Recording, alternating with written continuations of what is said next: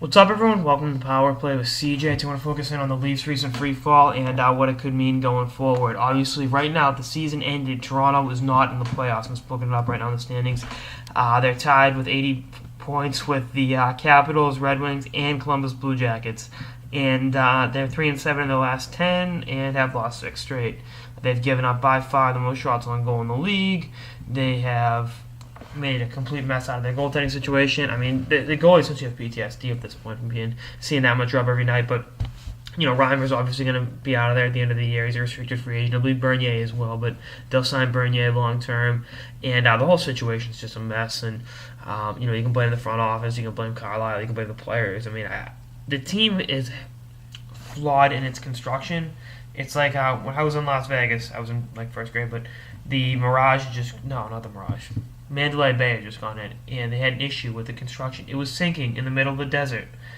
That's kind of like this Toronto Maple Leafs team. It's like the Mandalay Bay Hotel in 1998. Now, could it be right down the line and have an amazing team if they tweak some things and rebuild it? Yeah, but it's not going to come easy. You put millions of dollars into building the Toronto Maple Leafs and Mandalay Bay, and then you need to put another couple millions of dollars to fix your old mistakes that, had you exercised caution in the first place, would not have been an issue.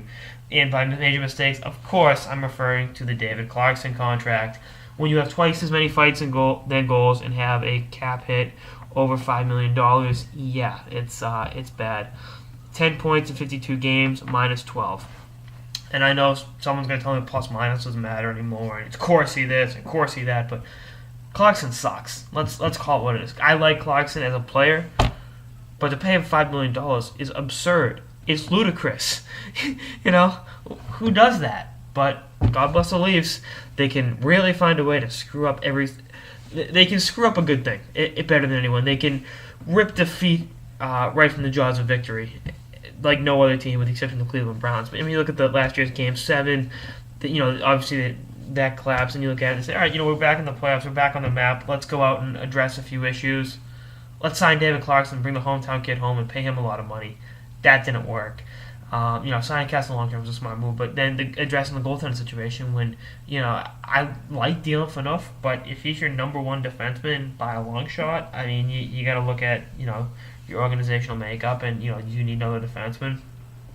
That's something to keep an eye on. How do Cody Franzen, Jake Gardner, those guys develop going forward? That's, other thing. I mean, talk about Cody Franzen developing. He's 27 years old. He's 2 years younger than Phaneuf. But this is a situation that, as someone who's critical of the Leafs organization, I can laugh my ass off at.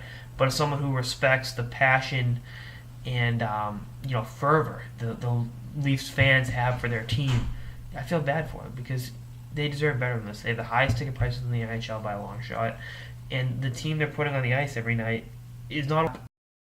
It's flawed crap, and there's obviously talent there. And it's not Nazem Kadri's a player. We know how good Phil Kessel is, and JVR is really come on.